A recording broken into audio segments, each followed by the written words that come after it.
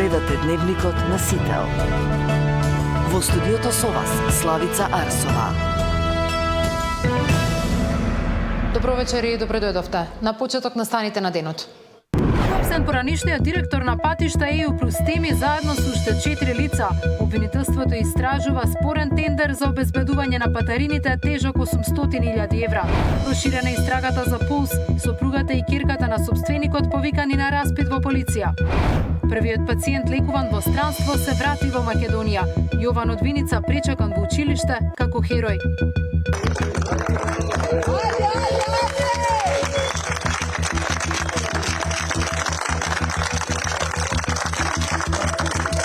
Наместо од собраниските клупи, партиите се препукуваат од пресконференции. Реакции во јавноста по одлуката собранието да одмара уште една недела. Избегал од психијатриска болница, па пукал во социјалната работничка. Центарот за социјални работи во Прилеп изрешетан по вчерашната заложничка драма. Попладнево примени првите пациенти кои се лекуваа во странство, како ќе оди процедурата за нивни прием во Македонија, кои ќе бидат протоколите, каква меѓународна поддршка и помош добивме ли од оние земји од кои очекувавме. Во тема на денот во овој дневник ќе разговарам со министерот за надворешни работи и надворешна трговија Тимче Муцунски. Останете со нас, почнуваме со дневник.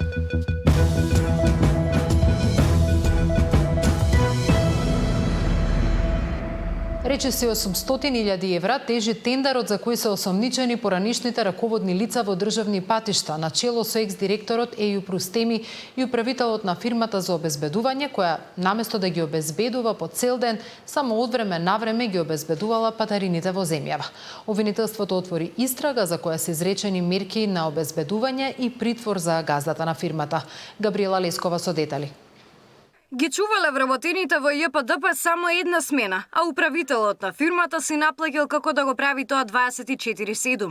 Обвинителството бара притвор за управителот на фирмата за обезбедување Хичево Джемал Билбиловски, бидејќи се сомничи дека го оштетил буџетот на ЈПДП за скоро 47 милиони денари, односно злоупотребил сделка која ја добил на јавен тендер. Станува збор за договор за јавна набавка склучен на 8.8.22 година, со кој осомничениот управител на агенцијата за обезбедување се обврзал 2 години да врши континуирано физичко обезбедување 24/7 на сите 14 наплатни станици на јавното претпријатие за државни патишта. Иако согласно потпишаниот договор бил должен, не се придружувал кон обврската и за целиот период од договорот, вршил само делумно физичко обезбедување, најчесто само во прва смена, а на договорниот орган фактурирал услуги како да било вршено 24/7 физичко обезбедување за целиот период на договорот, се до неговото раскинување, стои во соопштението на обвинителството. Злоупотребата на тендерот не ја направил сам, за уште 4 се бара мерки на предпазливост. Уопсен и поранишниот директор на предпријатието EU+Теми, еден од потписниците на договорот и двајца надлежни за контрола на реализацијата. Станува збор за Дритон Зибери и Ејуп Латифи, двајцата кои се уште се во списокот на вработени во ЈПДП.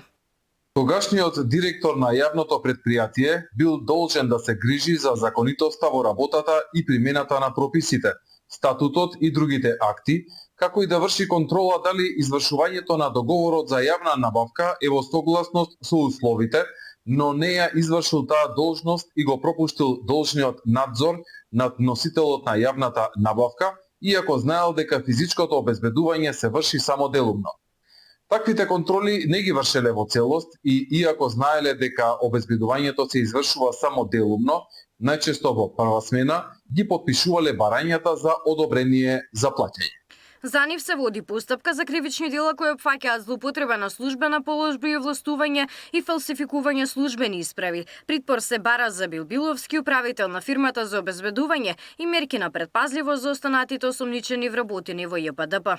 Актуелниот директор на ЈПДП Коца Трајановски на функција стапува на почетокот на јули 24 година, а според информациите кои Сител ги обезбеди, истиот овој договор месец дена подоцна е раскинат поточно на 16.8.24 година. Габриела Лескова, Сител телевизија.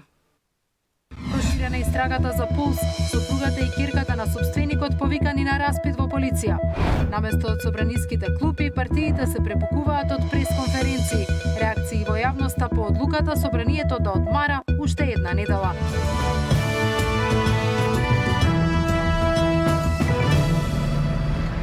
Се шири истрагата за трагедијата во Кочани. Претреси се вршат во другите објекти на истиот собственик на дискотеката Пулс, а во полициска станица се повикани и членови на неговото семејство. Неговата сопруга и неговата ќерка повеќе часа беа задржани во полициска станица во Скопје. Александар Спасовски со детали. Сопругата и ќерката на газдата на кочанскиот клуб Пулс од вчера се во полициска станица во Скопје. Како што дознава Сител, од нив се одземени 5 телефони и документација важна за истрагата. Неофицијално тие се сомничат дека ја подигнале фалсификуваната лиценца од Министерството за економија. Од МВР потврдуваат дека превземаат серија мерки, но не откриваат детали. Извршени се претреси на 5 локации во Кочани и Скопје, при кои се одземени дополнителни електронски уреди и други докази за кои се издадени наредби за вештачење. Извршени се распити на лица кои би можеле да имаат определени сознанија, велат од МВР. Слично соопштение испрати и обвинителството. Во текот на денот јавното обвинителство ќе издаде наредба и до Управата за финансиска полиција за превземање определени дејства поврзани со материјалното работење на повеќе правни субјекти, осомничените и други лица, се вели во нивното соопштение. Како што дознава Сител, полицијата од утрово врши претреси во друг објект собственост на газдата на клубот Пулс, а се врши претреси во просториите на Државниот пазарен инспекторат во Кочани. За пожарот во Пулс официјално досега 34 лица се во притвор. Александар Спасовски, Сител телевизија. Сензитивноста на ситуацијата налага да сопре постапката за разрешување на државниот јавен обвинител која покрена владата. Премиерот вели дека е задоволен од координираното постапување на обвинителството и МВР за расчистување на случајот, но од обвинителот очекува на ист начин да се расветлат и повеќе настани од изминатите години. Неизвестно е дали ќе се одложи за утре закажаната седница на Советот на јавни обвинители, кој треба да се произнесе за иницијативата на владата за разрешување на Коцевски. Премиерот Мицкоски дава шанса на државниот обвинител Коцевски. Постапката за негово разрешување се запира, бидејќи обвинителството покажало резултат во расветлувањето на пожарот во Кочани. Во овој момент, имајќи предвид чувствителната ситуација во општеството, планираме таа постапка да ја застанеме таму каде што се наоѓа, затоа што цениме дека обвинителите кои што работат посебно на случајот кој што се случи во Кочани, треба да работат и да сработат, да им дадеме шанса да сработат. Јас кога кажав дека сме задоволни, впрочем можев да видам дека постои една заедничка акција и работа помеѓу Министерството за внатрешни работи и јавното обвинителство, кое што резултираше со 34 обезбедени лица кои што имаат и најмал сомнеш за поврзаност со овој случај. Предлогот за разрешување на Коцевски е веќе во Советот на јавни обвинители и ќе се разгледува на утрешната седница. Оттаму за Сител велат дека немаат известување за сопирање на постапката, а законот ги обврзувал да го разгледаат предлогот за разрешување. Во меѓувреме Мицкоски го охрабрува обвинителството да преиспита и други несреќи од минатото. Ке треба сега да видиме, да почекаме јавното обвинителство дали има амбиција и тука да констатира некои неправилности од минатото и дали би можело, можеби, повторно тие случаи да ги преразгледа, па да видиме дали навистина сме сите за правда или таа правда треба да биде селективна. Да видиме дали навистина таа правда некогаш е добиена или таа правда била селективна. По трагедијата во Кочани, граѓаните побараа правда и за пожарот во Тетовската модуларна болница и автобуската несреќа кај Ласкарци, кои по 6 години немаат судска разрешница. Повторно отворање на овие случаи најави и премиерот. Зоран Јаневски, Сител телевизија. Попладнево првиот пациент од Македонија кој по трагедијата се лекуваше во Белград се врати во земјава. Имало се котини и опекотини, но по третманот вратен е во добра општа состојба и покуси од престојна токсикологија, како што налага протоколот, ќе биде пуштен дома. Претходно 12 пациенти од нашите болници беа пуштени на домашно лекување, а министерот за здравство информираше дека е влошена состојбата на неколку критични пациенти кои се лекуваат во странство.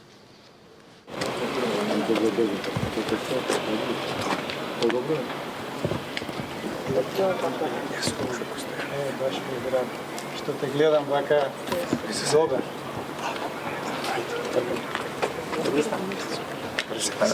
Добре дојде. Денес ни се врати еден пациент од Србија, од Белград, во сосема подобрена општа клиничка состојба и извесен период, неколку часа или можеби до утре, пациентот ќе биде обсервиран на Универзитетската клиника за токсикологија. Во моментот се прават некои клинички исследувања, тој е прегледан, во сосема добра состојба е, со добри клинички параметри. Ќе направиме некои наши исследувања за да бидеме сигурни дека можеме да го пуштиме дома да си оди кај семејството. Секој пациент кој што се враќа во земјата, минимум 24 часа ќе биде следен од клиниката кај што ќе биде триажиран. Конкретно пациентот ќе биде на клиниката за токсикологија, потоа докторите тука и конзилиумот на лекари ќе одлучат како понатаму. Дали треба да се испрати во друга клиника, дали треба тука да продолжи со лекување или може да се пушти во домашни услови. Јас се надевам дека идните денови очекуваме и други пациенти да ни се враќаат и посакувам да сите 115 да ни се вратат живи и здрави во Македонија и да продолжат да живеат нормално. Протоколот кој што е подготвен од страна на Министерството за здравство е испратен преку нашите дипломатски конзуларни представништва во болниците каде што се сместени овие пациенти.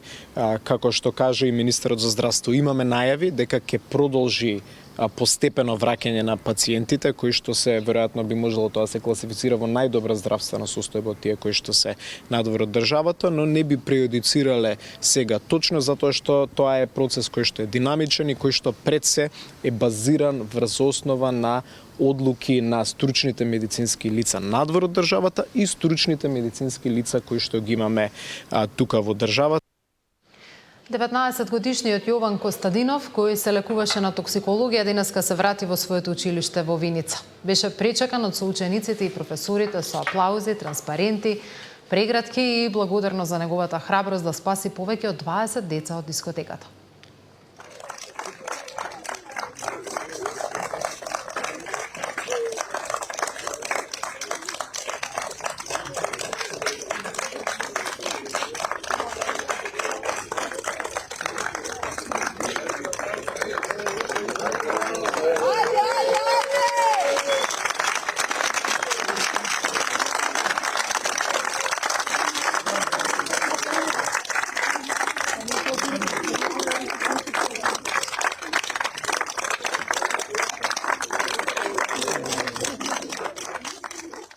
Црвениот крст денеска изврши исплата на финансиска помош за семејствата на загинатите и повредените во трагичната несреќа. Средствата се исплатени на 58 семејства на починати лица, вклучително и семејството на загинатиот возач на брзата помош, како и на 91 семејство на повредените лица кои се лекуваат во странство.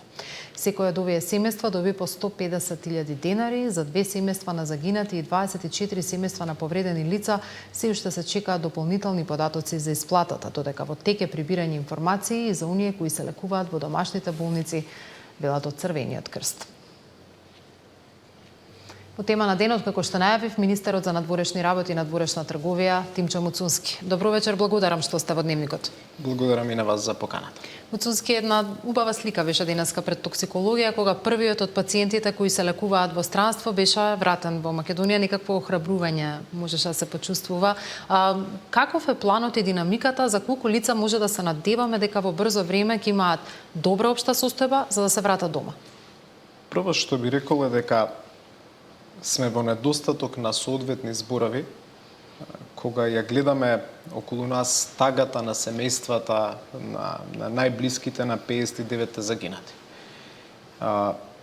И секој збор што ќе го кажеме, ќе биде недоволен. Бидејќи не може да се разбере веројатно сето оно што тие го чувствуваат.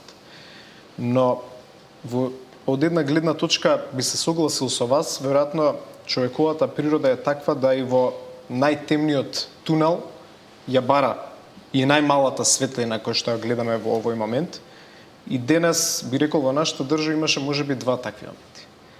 Прилогот со младиот Јован од Виница, момче кое што покажа дека човечката природа е да помогне, да се жртвува за најблиските, и да се даде се од себе за да се биде човек и да се биде хумен. И да, втората охрабрувачка слика која што имавме денес е првиот пациент кој што се врати од Белград, кој што согласно наодот на специјалистите во Скопје е во стабилна состојба и се очекува веројатно во следните денови да продолжи на домашно лекување. Имали посебен протокол во тој дел, бидејќи видовме дека го примивте заедно со министерот за здравство на клиниката за токсикологија, дали тоа ќе биде протоколот за сите кои ќе се враќаат во земјава? Ние најавивме веќе во викендот дека отпочнавме еден сложен процес на репатриација, односно како Министерство за надворешни работи да го отпочнеме процесот на враќање во државата на тие кои што се повредени, но и на нивните семејства. Веќе првиот координативен состанок заедно со представници на Министерство за здравство, Службата за општи и заеднички работи, Фондот за здравство, кабинетот на премиерот, ја имавме викендот. Стручните медицински лица имаат посебен протокол, кој што од наша страна преку нашите дипломатско-конзуларни представништва е споделен со болниците каде се лекуваат нашите пациенти и согласно тој протокол определуваме кои пациенти, кога ќе се вратат, каков ќе биде транспортот. Денес имавме транспорт по сувоземен пат, ќе имаме и авиотранспорт, ќе имаме некојаш во одредени случаи авиотранспорт со редовни линии, можно е да искористиме и специјални авионски линии за дел од пациентите, значи се тоа се прави во тесна координација помеѓу нас и стручните медицински лица од двете страни, представниците на странските болници и представниците на нашиот здравен систем и заеднички ги договараме сите овие логистички аспекти кои што секако не ги запоставуваат и членовите на најблиските кои што се присутни со нив надвор од државата. Денес имавме едно враќање. Со каква динамика очекувате? Вие сте во постојана координација и со здравствените системи во земјите во кои имаме пациенти. Каква е состојбата нивна и во каков рок може да очекуваме дека една поголема бројка на пациенти ќе се вратат во една општа состојба како што видовме денеска со пациентот кој дојде од Белград? Не е секогаш лесно по информациите кои што ги добиваме да се предвиди точно кога колку пациенти ќе се вратат. Значи тоа зависи од нивната здравствена состојба, како таа се развива, како меѓусебно проценуваме, но по најавите кои што ги имаме, јас велам тоа чекаме да стане конечно, но веќе сигурни најави имаме дека до крајот на оваа недела ќе се вратат неколку пациенти кои што беа на лекување во Австрија, неколку пациенти кои што беа на лекување во Белгија, но да оставиме да продолжи таа меѓусебна координација. Ние би сакале што побрзо да ги вратиме пациентите во државата, да бидат поблиску и до нивните семејства, нашиот здравствен систем да ги апсорбира истите, но секако нема да дозволиме ни минимален ризик по нивното здравје во тој процес. Значи, тоа ќе го правиме единствено во моментот кога сме сигурни дека нема никаков ризик по однос на нивната здравствена состојба. Да, особено што во моментов 27 пациенти се лекуваат во Македонија со денешното испуштање на 12 пациенти на домашно лекување, една бројка од 100, дај Боже ќе кажам, сите да се вратат утре во нашата земја, ќе биде и за нашиот здравствен систем предизвик доколку нивната општа состојба навистина не е таква да може да бидат веќе и на домашно лекување. Тоа ќе зависи од самата процена, но мислам дека веќе во оваа фаза во која што се наоѓаат голем дел од тие пациенти, ние како здравствен систем треба да ги апсорбираме. Знам нешто на кое што работи и кризниот штаб во Министерството за здравство, во кое што јас сум член, иако се апстрахирам од медицинскиот дел, бидејќи не сум стручен по истиот, но тоа што го гледам, нивниот ангажман исто така поврзан и со поддршка во делот на психијатриски, психолошки потреби кои што ќе ги имаат дел од тие пациенти, не само оние што ги сметаме за најконвенционално веројатни медицински услуги, туку и сето она што ќе биде потребно земајќи во предвид огромната комплексност на оваа трагедија со која што се соочија тие поединечно, но и целата нација. Како министер за надворешни работи, а истовремено дел од кризниот штаб, вие бевте лицето кое што ги посети најголем дел од пациентите и здравствените установи во кои има повредени македонци. Вчера Унгарија, претходно видов Солун, Софија, Белград, Загреб, Виена и Љубљана. Ако испуштив некој од градовите, поправете ме. Каква е ситуацијата таму? Ние слушаме дел од изјавите преку регионалните медиуми за состојбата. Печатокот овде ние дека добиваат соодветен третман, особено што е добра прогнозата за најголем дел од овие пациенти, но вие бевте на терен. Каква е состојбата таму и дали во најдобри можни услови се третираат пациентите и беше ли исправна одлуката да бидат испратени? Дозволете ми на почетокот уште еднаш да упатам искрена и благодарност од срце до сите земји кои што ни излегува во пресрет во еден многу краток временски период да упатиме над 100 наши пациенти по врвни медицински центри ширум Европа. Многу држави ни помогнаа со апсорбција на нашите пациенти во нивните болници, но имаше и држави како Израел, например, кој што ни помогна со упатување на специјалисти тука, би издвоил земји како, например, Романија, Луксембург и Норвешка, кои што ни упатија специјализирани авиони. Значи, сакам да истакнам, има земји каде што нема пациенти, но на кои што сме им бескрајно благодарни, бидејќи ни помогнаа на еден сигурен и ефикасен начин над 100 пациенти да ги упатиме безбедно во странски медицински центри. Моја обврска како министер за надворешни работи, меѓу другото, примерно е да се грижам за нашите граѓани надвор од границите на државата. Јас бев во Солун, Софија, Белград, Загреб, Виена, Љубљана и во Будимпешта. Прво да ги посетам семејствата на пациентите. Во многу ретки случаи ги посетував и пациентите единствено кога самите стручни медицински лица го побараат тоа од мене, бидејќи сметам дека не сум лекар и не ми е местото тоа да го правам, освен доколку тоа некој не го побара од мене, значи се видов и со мал број на пациентите. Скоро со сите семејства верувам дека се видов, со дел од нив и имам тековно лична комуникација. Сметам дека тие од страна на државата добија соодветна помош, земајќи во предвид сложеноста на ситуацијата. И јас постојано тоа што им го нагласувам е тоа е помош од буџетот. Буџетот се вашите пари. Сите ние придонесуваме кон тој буџет и сите ние сме тука да си помагаме меѓусебно кога ќе дојде до ваква ситуација. И искористив и приликата да се заблагодарам прво на стручните медицински лица во сите овие болници. Јас со тоа што го видов, нашите пациенти надвор од државата добиваат многу квалитетна медицинска услуга, добиваат огромно внимание, огромна почит. Генерално пораката што ми се пренесуваше, тоа прв пат го кажав во Солун, бидејќи така ми беше пренесен, но и во сите други држави се чувствуваше таа емоција и таа енергија, односно во пракса дека нашите деца ги третираат како нивни деца. И на крај искористив приликата и да се заблагодарам на големиот број мои колеги министри за надворешни работи, кои што утрото во недела беа лично вклучени да ни помогнат како држава во директна комуникација со мене, со директен ангажман заедно со дел од нивните колеги министри за здравство. Во одредени држави се вклучи тука и министерствата за одбрана, во комуникација со мојот колега Владо Мисајловски, сите заеднички на највисоко политичко ниво, комуникација директно премиер со премиер, председател со председател. Значи тоа беше еден комплексен логистички процес, но најзначајно од се е што заврши во таа фаза многу успешно. Сега тие добиваат врвна медицинска услуга, има неколку пациенти надвор од државата кои што се во потешка здравствена состојба.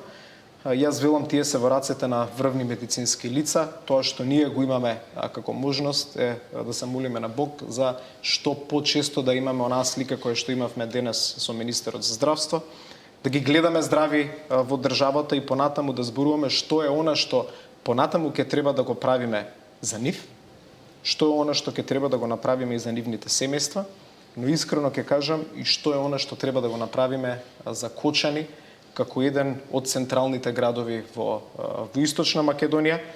Јас и со тие што се среднав, една порака која што ја пренесов е моето семејство е со потекло од тој дел од државата. И токму заради тоа што голем дел од најчесто летото како дете сум го поминал во Источна Македонија кај моите баби и дедовци, го знам значењето на Кочани за Источна Македонија. И ние треба да размислиме што ќе направиме за овие луѓе, што ќе направиме за нивните семејства, но што ќе направиме за градот Кочани повторно да живее добри денови како што цело Кочани заслужува. Тоа секако ќе биде една задача за владата прецен и за сите нас како општество да придонесеме колку што може. Ако не се лажам, утрината кога се случи трагедијата, меѓу првите кои понудија помош и дадоа помеѓу најголемата помош која што ја добивме беа Грција и Бугарија. Имаше ли изненадување во делот од кого добивме понуда за помош, од кого ја добивме најголемата помош, а од кого можеби сме очекувале, а не сме добиле поддршка во овие тешки моменти? Меѓу првите колеги со кои што се слушнав тоа утро беа моите колеги, меѓу другото, и од Грција и од Бугарија, и голем дел од колегите каде што сега имаме наши пациенти. И тоа што мене особено ме радуваше во тој момент, иако радост немате, но гледате да направите што можете повеќе да дадете се од себе, да им помогнете на тие луѓе, е што пораката беше сочувство и што можеме да направиме за вас.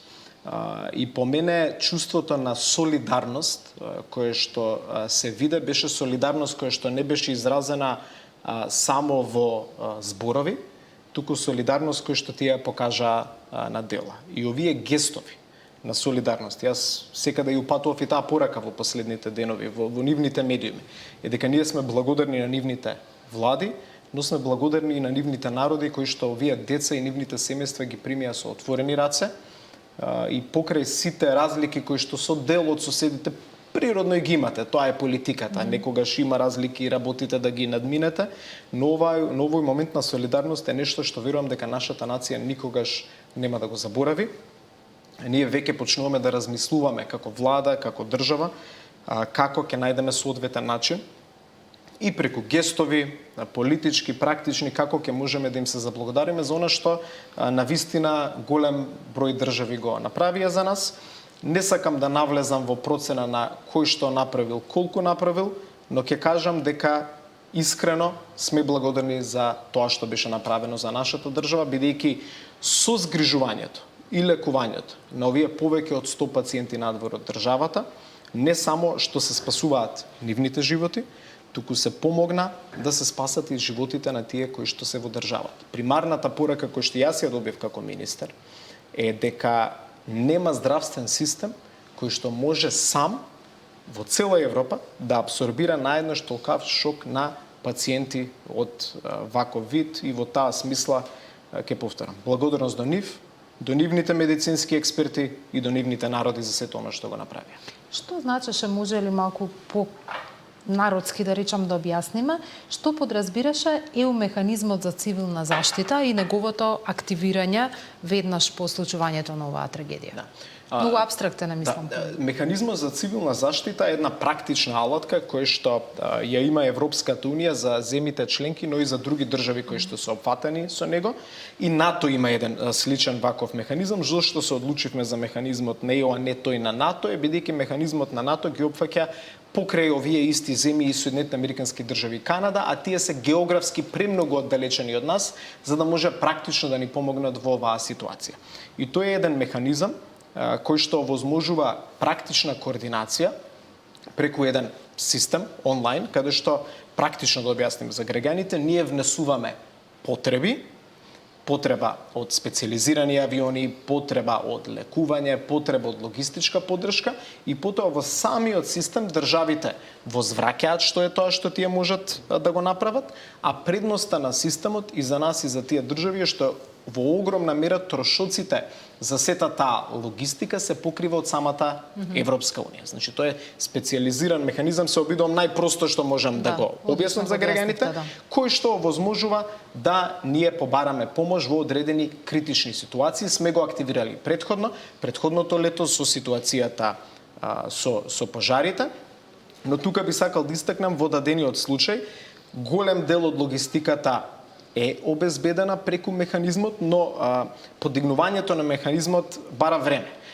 И ние во тој момент немавме ни еден саат, една минута да изгубиме, и затоа би истакнал дека дел од помошта која што добивме од неколку од овие држави е помош која што добивме на билатерална основа, која што не е поврзана со европскиот механизам, но без никаков сомнеш европскиот механизам одлично профункционира и ни беше комплементарна помош заедно со билатералната поддршка која што ја договаравме директно со владите, најчесто јас со моите колеги министри за надворешни работи во дел од овие земји каде што сега има наши пациенти. Јас ја разбирам тежината на вашата позиција и секој искажан збор, но морам да искоментирам. Видов мои колеги кои што пред се ги следат германските медиуми пишуваа за бројните реакции на македонски лекари, а ние знаеме дека најголем дел од нашите лекари заменуваат токму за подобри услови во Германија. Зошто Германија не е една од земјите која во оваа ситуација прими наши пациенти или третираше? А имавте ли некакви разговори со нив? Тие сепак важат за нашиот број еден трговски партнер, а и мислам дека имаме изградено одредена близина дипломатска, па може би беше навистина изненадување. Германија е наш клучен партнер, и политички, и трговски, и безбедносно. Ние сме и партнери во НАТО алијансата. Во тој момент понудата која што се добиваше од страна на одредени земји беше понуда која што повеќе одговараше на потребите кои што ги имавме ние на терен. Тоа е тоа што би можел да ви кажам, никако подценувајќи било која земја и во Европа, сите изразија сочувство, сите бараа начин како можат да ни помогнат. Нешто што дополнително би го кажал во оваа смисла е дека ние имавме понуда и за апсорбција на поголем број од пациенти од тие што ги упативме. Во еден момент свативме дека веќе имаме доволен капацитет во нашиот здравствен систем. Во моментот тоа што го гледам од работата на докторите, на медицинските сестри, на болничарите, на целокупниот персонал во нашиот здравствен систем, е направено од нивна страна добра проценка, колку можеме ние, колку упативме надвор од државата. Имаше еден тим во кој што јас учествував, кој што исто така сметам дека во некој момент ќе треба државата да му даде некое признание за деноноќната работа, 24 часовна. Живееме со сите овие пациенти. Секој ден добивам информации за нив и кога се сретнав со некој од нив им велам и минјата само ви ги гледам, но конечно да видам и лик на тоа име. Тоа се наши сограѓани, нечиви синови и ќерки, браќа и сестри, наши македонци кои што сакаме да ги видиме живи, здрави повторно во државата.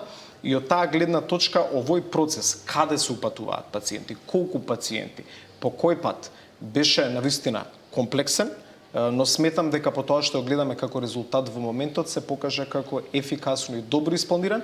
Сега ќе се вратам онаму каде што почнавме, доаѓа, јас би рекол, еден уште посложен процес, да безбедно ги вратиме овие деца, безбедно ги вратиме нивните семејства и да го почнеме повторно процесот каде што Кочани како град ќе почне со сите овие млади луѓе повторно да живее. И да живее во почитта на тие 59 кои што трагично загина. Тимче Муцунски во тема на денот. Благодарам за гостувањето. Благодарам и на вас. Одреден мораториум, односно време за кое нема да работат и нема да бидат казнувани оние локали кои не ги исполнуваат условите за да имаат лиценци, воведува владата. Меѓу објектите кои се спорни не се само приватни, туку и државни, како градинки и старски домови. Мораториум и за угостителските локали, но и за државните објекти кои не ги исполнуваат условите за работа. Засилените вонредни инспекции, освен кај кафулињата и дискотеките, откриле неправилности кај бројни државни објекти, градинки, училишта, домови за стари лица. Премиерот Мицкоски појасни дека мораториумот е временски рок за прилагодување или отстранување на недостатоците. Во тој период објектите нема да работат. Суштината е сите оние кои што доставиле документи, а не ги исполнуваат, согласно ворениот инспекцијски надзор од Државниот пазарен инспекторат, да ги исполнат условите. И државата ќе треба да има одреден период со кој што тие објекти кои што изминативе повеќе од 3 децении биле градени или да кажам крадени, треба да ги исправиме ние како влада и ќе го направиме. Од предшколска возраст, преку пензионерски домови, преку училишта и така натаму и така натаму. Со други зборови, кога се граделе или реновирале, во суштина се краделе. Тоа е суштината. И затоа менува кривичен законник со европско знаме, затоа што знае дека доаѓа влада која што има намера да работи, а тие кои што ја краделе државата и граѓаните да ги казнува и ние тоа ќе го правиме. Колкав период ќе трае мораториумот се уште се размислува, вели Мицкоски, но нагласи дека сопствениците на локалите ќе имаат време колку што им е потребно. Од друга страна, работна група во Министерството за економија подготвува измени на Законот за угостителска дејност. Новина е што казните за прекршоци ќе бидат повисоки, а пазарните инспектори ќе прават контрола на условите во објектот пред да добие лиценца. Пријавата за исполнување на минимални технички услови за вршење угостителска дејност пред да биде доставена како попратен документ во барањето за лиценцата, ќе треба да има потврда за незината веродостојност од државниот пазарен инспекторијат. Вчера од ЗЕЛС порачаа да се направи контрола и на сите стамбени згради. Антикорупцијска пак почна да проверува закони за да види дали во нив има дупка која носи ризик од корупција кога се издаваат дозволи и лиценци. Мартин Арсов, Сител телевизија. Над 400 градежни фирми остануваат без лиценци по акцијата на Министерството за транспорт за проверка на условите во кои работат. Имињата на фирмите се јавно објавени, но тие ќе може да се жалат на одлуката. Меѓу фирмите и онаа на внукот на Али Ахмети Дрин, Балкан Енерджи, две фирми кои се поврзуваат со екс-пратеникот Муковски и други звучни имиња од политиката и бизнисот. Не сакале да плаќаат соодветен број на инженери и архитекти, па го изигрувале законот при поднесување на барање за лиценца. 479 градежни компании изгубија лиценцата откако Министерството за транспорт утврди дека не го исполнуваат условот за вкупниот број вработени. Ангажирале овластени архитекти или инженери на пола работно време додека да добијат дозволата, а по 2-3 дена ги одјавувале. Еден ист овластен инженер бил ангажиран во десетици фирми кои поднесувале барање во транспорт. Имало и такви што по добивање на лиценцата останувале да работат како човек фирма. На 73 правни лица за А изведувачи на градба, 228 Б изведувачи на градба, 9 А надзор на градба, 32 Б надзор на градба, 32 А проектирање, 78 Б проектирање, 7 Б ревизија на проектна документација, 3 А ревизија на проектна документација, 2 правни лица за управително одржување на објекти, 2 правни лица управителна градба и 13 правни лица за изработување на детални урбанистички планови. Не е целта да казнуваме, целта е компаниите кои што самите доброволно се согласиле на условите кои што ги предвидува законот, континуирано да ги исполнуваат истите, затоа што феноменот е дека во моментот на поднесување на барање ги исполнуваат условите, а потоа престануваат да ги исполнуваат. Контролите се направени на 3100 лиценци. За квалитетот на градба, какви и кои објекти се изградени од овие нелиценцирани фирми ќе треба да утврдуваат други надлежни институции. Во дел на квалитет на изведување и во дел на навремено извршување постојат соодветни надзори кои што и контролираат градбите. Не сакам да се створи погрешно мислење нити паника. За секоја компанија посебно ќе се постапува и како ќе има информации ќе биде известна јавноста, не треба се создава паника кај граѓаните затоа што ќе одиме случај по случај, но ред мора да има. Од транспорт најавија измени во законот со кои контролите ќе бидат задолжителни на секои 6 месеци, а по одземањето на лиценцата фирмата нема да може да работи додека трае процесот на жалбена постапка. Мирјана Давидовска, Сител телевизија. Партиите различно гледаат на досегашното постапување на институциите. Власта уверува дека одговорност ќе има за сите, опозицијските партии оценуваат дека истрагата е селективна. Секој кој го прекрашил законот ќе одговара независно дали доаѓа од некоја политичка структура или не. Премиерот Христијан Мицкоски им врати на интегративците по обвинувањата за селективно постапување во истрагата за Кочанската дискотека. Бил разочаран што наместо да изразат сочувство за трагедијата, пробуваат да го политизираат случајот. Ги охрабри институциите да постапуваат согласно законите. Секој оној, не само сега, и во минатото, кој што имал било каква улога, извршувал било каква функција, кој што и во најмал можен начин бил вклучен во или слични случаи да биде санкциониран. Јас жалам што Демократската унија за интеграција не излезе од онаа матрица која што ја гледаме на политичката сцена повеќе од 22 години и наместо да изрази сочувство човечки и да се вклучи во истрагата и да помогне, тие се обидува овој случај да го политизираат и етнизираат, односно да се обедат на глодарски начин некаков политички поен да добијат. Власта води политички прогон, а не истрага, обвинуваат од УИ, откако поранишниот министер Бектеши доби 30-дневен притвор по несреќата во Кучани. Ке соработувале со секоја истрага, велат, но немало да молчат пред политичкиот прогон. Наместо да се соочи со прашањето како објектот работел цела година со фалсификувана лиценца, препълн со малолетници, со пиротехника и без дозвола, власта апси поранешен министер кој одамна нема надлежност само затоа што не е нивни. Во држава каде што целосното општество е во тага, примерот на јавна сцена демонстрира вулгарни закани, влечење за уши и нарачува апсења пред камера, не за да донесе правда, туку за да ја прикрие вистината. И опозицијската СДСМ обвинува за селективна правда. Велат истрагата за Кочанската трагедија е насочена само кон поранешни функционери. Дали постоеле сознанија за прекршување на законите? или пак некој свесно не постапувал? Ова се легитимни прашања на кои истрагата треба да даде одговор. Јавноста има право да знае зошто, ако се гонат поранешни директори на ДПИ, актуелниот директор е се уште засега амнестиран, иако носи директна надлежност во критичниот период. Додека опозицијските партии обвинуваат власта за селективност, од владата најавуваат дека ќе се проверуваат слични случаи и од минатото. Ивана Соколовиќ, Најдова, Сител телевизија. Одлуката на пратениците да си дадат втора неработна недела по трагедијата не најде на позитивен оддек во јавноста. Иако нивното вчерашно образложение беше дека не сакале да се препукуваат во време на тагување, граѓаните им пишуваат на пратениците да си ја заработат платата.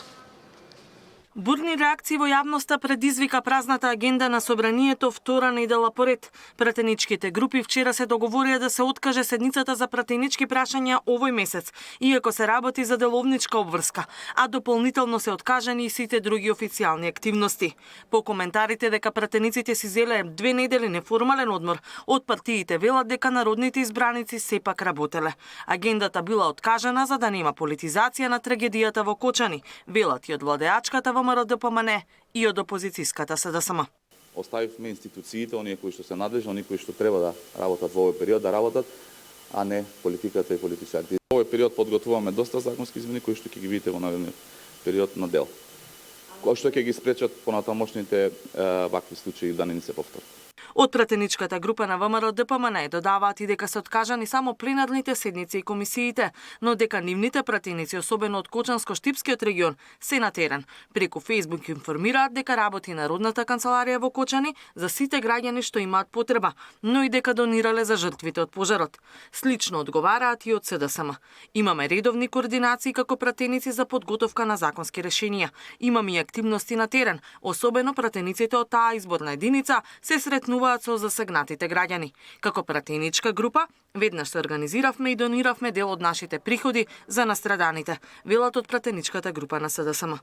Но од левица пак со критика дека парламентот ја запоставил својата работа. Во овие моменти, кога е повеќе од потребно, собранието не презема одговорност да носи закони, туку втора недела поред бега од таа своја обврска. Владеачкото мнозинство на ДПМН знам вреди поддржано од СДСМ ја покажа својата вистинска слика, кога е најважно тие избегаа, напиша од партијата на Пасиев.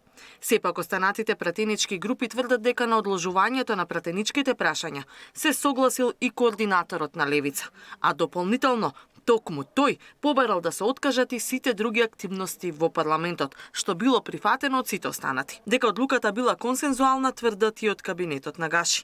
Консензуалната одлука од координација е донесена имајќи ги во вид чувствата на сите граѓани по трагедијата во Кочани, изразувајќи почит кон сите загинати и надеж дека повредените ќе се вратат во добра здравствена состојба што поскоро, велат од кабинетот на Гаши. Оттаму додаваат дека голем дел пратеници доаѓале на своето работно место во парламентот овие денови. Катерина Нешкова, Сител телевизија.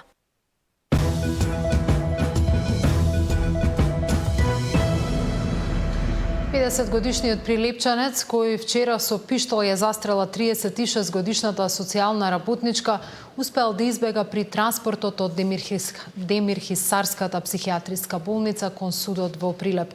Детали од Дарко Штарговски. Вработените во центрите за социјална работа во повеќе градови низ Македонија излегоа на протест по немилиот настан каде што вчера во Прилеп беше пукано со пиштол во нивна колешка додека таа се наоѓала на работното место. Бараат итни системски промени, со кои што нападот врз вработен од Центар за социјална работа ќе се третира како напад врз службено лице, построги санкции за насилниците, физичко обезбедување на центрите, психосоцијална поддршка за вработените кои што биле изложени на насилство, како и унапредување на условите за работа. Побараа и осуда за говорот на омрза кој што вчера го имаше во огромна мерка кон нивната колешка на социјалните мрежи од страна на одредени граѓани.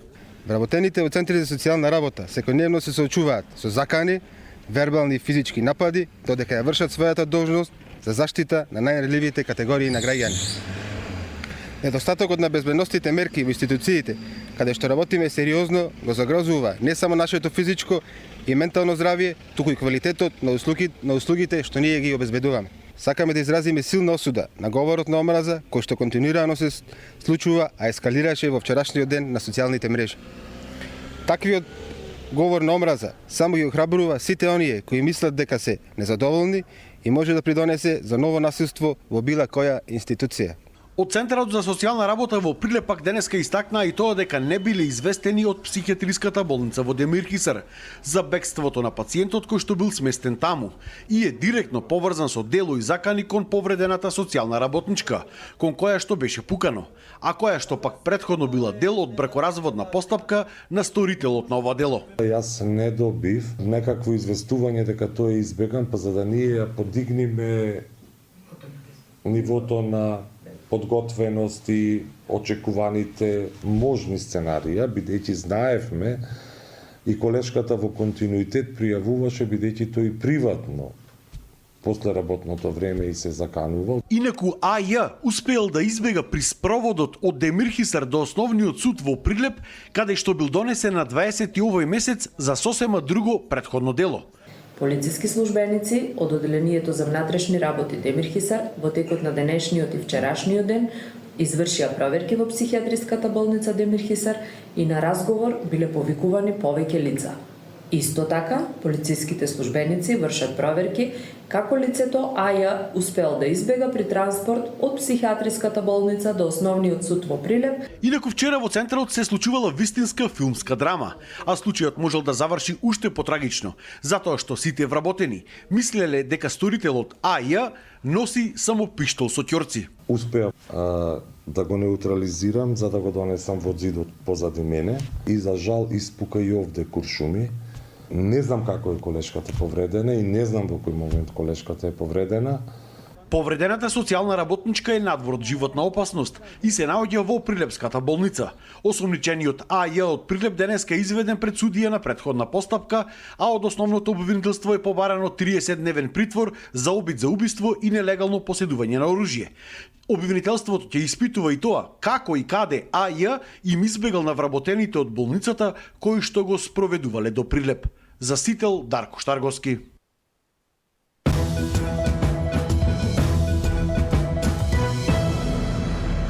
По продолжение